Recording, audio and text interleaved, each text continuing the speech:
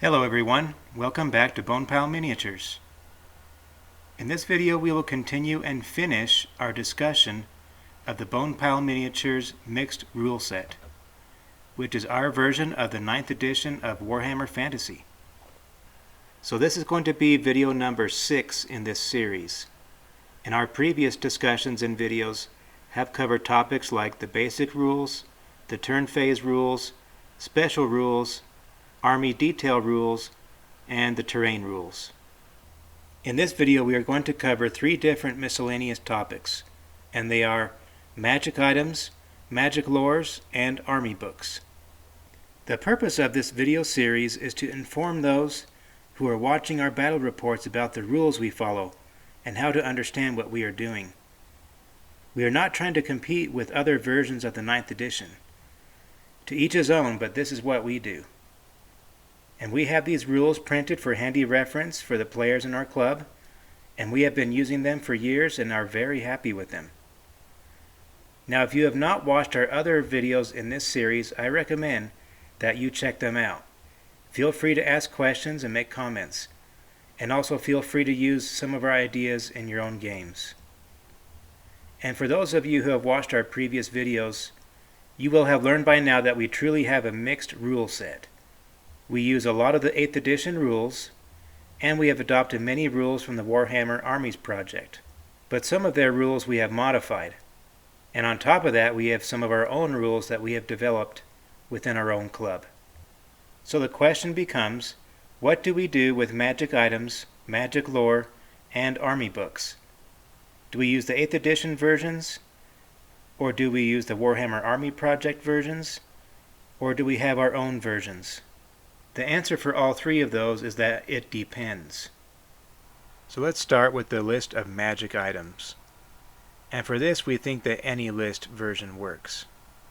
But for our games, we typically use the magic items list published by the Warhammer Armies Project.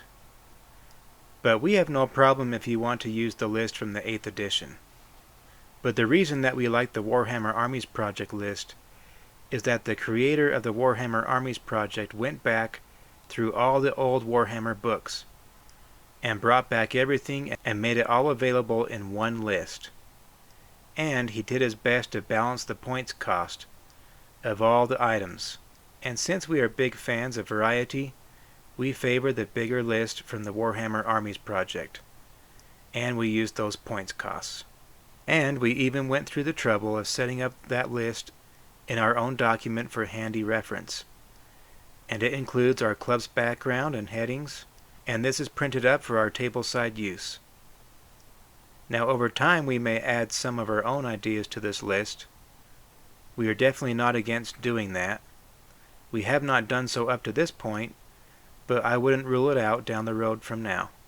And if we did add some items to the list, we would probably share those ideas on our hobby blog, or we might make a special note of it in one of our battle reports. And so that's what we do for our magic items list that we use in our games. Okay, so now the next topic to discuss is magic lores. And once again, we think that any system works here. Just be consistent with your opponent and do whatever works for you. Now I know that the Warhammer Armies Project went through a lot of effort to put together their magic lores lists. But we are still using the main lores from the 8th edition for our games. And the main reason being that we already have the battle magic cards from the 8th edition. And they provide a major convenience to gameplay. And now I know that battle magic cards of the Warhammer Armies Project lores are available on the Warhammer Armies Project website. But nobody in our club really has a great printer, and we would really want some nice quality battle magic cards, comparable to the cards that are produced by the Games Workshop. Now the card designs available at the Warhammer Armies Project do look cool, but we just don't know what paper to use to print them, and even if our printer could even handle the job. And now if we could get our hands upon a good set of Warhammer Armies Project battle magic cards, we would probably switch to using that system. But I would even be willing to buy a set of those on eBay or Etsy if somebody else would be willing to print a set of those for us.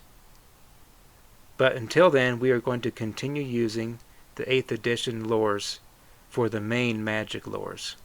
Now for some armies, the Warhammer Armies Project did develop magic lores that do not exist at all in the 8th edition. For example, they made a special lore specific to Bretonnia.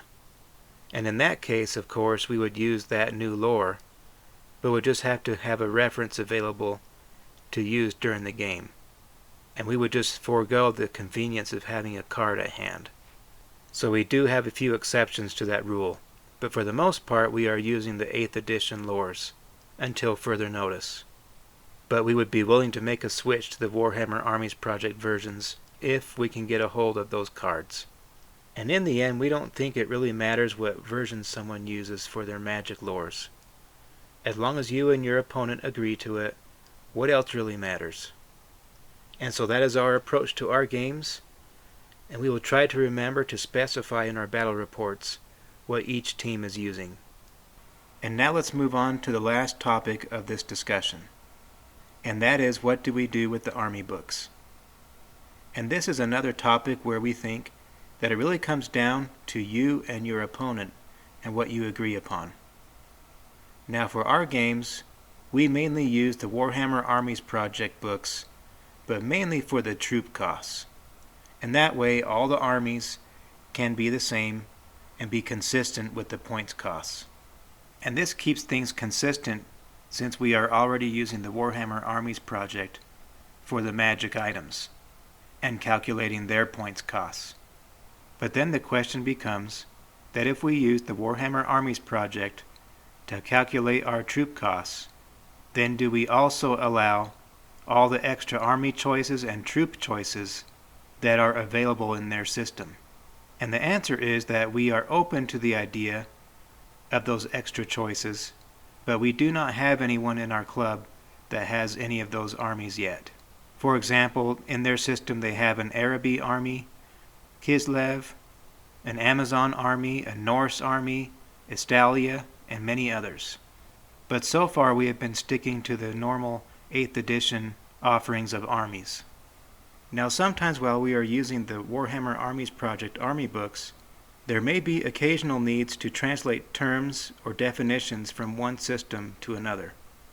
For example, towering models in the Warhammer Armies Project translates to large targets in our system, and there may be a few others that we have to deal with. But those little translations shouldn't be too hard to handle. Now when it comes to specific troop choices that are available in each army list, would we allow a troop choice as part of an existing 8th edition army, but that was not on the original 8th edition list? For example, the Bretonnian 8th edition does not have knights on foot, but in the Warhammer Armies Project, they have them. So what would we allow? Would we allow that extra troop choice? And that's a really tough question, and we have gone back and forth about that many times.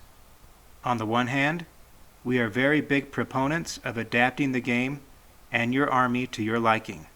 Use creativity and don't think within the box. So on that point, we are open to non-8th edition units.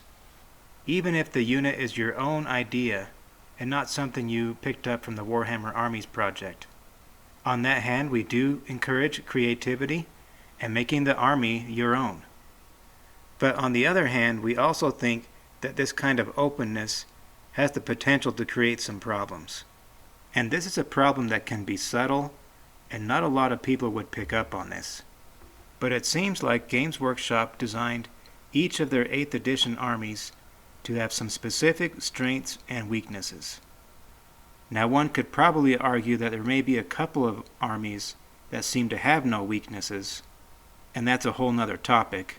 But despite that, it seems like it is very tempting to fill in the holes of your army with the units that you'd like to have. But I think that tends to take away from the challenge of mastering your army. In real life, not every army gets to have everything they want, and that's how it is in this game. For example, dwarfs don't have cavalry. Some armies are strong in shooting, some are weak. Some are strong in magic, some are weak. Some have cheap knights, some have expensive knights. And when you start creating whatever units you want, each army tends to lose its unique flavor of strengths and weaknesses. And that's the reason why we are torn about this topic. So even though we are open to creativity and making the army your own, and we are still fairly open to the idea of non-8th edition armies and troop choices, but we approach it very, very cautiously, and up to this point, we have not seen any of those choices in our club. It does not mean that they won't appear eventually, but it will be with caution and concern for the elements of the game that we mentioned. And if you really think about it, if every army gets everything they want, then what really is the difference between one army and the next, other than appearance? So if they all have cavalry, and they all have magic, they all have monstrous infantry, they all have monstrous cavalry, they all have war machines, they all have shrines, and if they all have monsters, then it's all really the same army, just a different skin. Just one looks like a beast, one looks like a knight, and the unique strategy to each army is lost. And that's one of the reasons that we are trying to be very careful about embracing all the armies and troop choices from the Warhammer Armies Project. And we've noticed a tendency in that system to make all the armies tactically the same. So as you watch our armies grow over time, only time will tell what we end up embracing and what we don't. It'll be interesting. I'm not sure what will happen at this point. Some of the troop ideas from the Warhammer Armies Project would be fun just to model and to show in your collection. And so I expect to see at least some experimentation here and there, and those are certainly not outlawed here. Maybe an easy approach would be to set a limit to an army of how many points can be spent on non-8th edition units. Say, for example, 25% or 10%. But we shall see. Currently we don't have to deal with that at this point. Nobody in our club has started to incorporate those troop choices into their armies. But when that day comes, we will address it. So that's it, guys. We are finished with this discussion. And we are done talking about all the main rules of the Warhammer Fantasy game that we play. So I want to remind you that you can follow us on this channel as well as at our hobby blog at bonepileminiatures.com. You can see all of our supplements and ideas there, and you can also track the progress of our army development, as well as check out some battle reports and tutorials on building terrain and such things like that. I encourage you to check out that blog, and it's all free content. And you can also look through our video channel for more rule supplements, such as advanced flying rules and our landscape generator and more. And so thank you for watching this video and following us, and I hope to see you at our next video, and I'll see you then.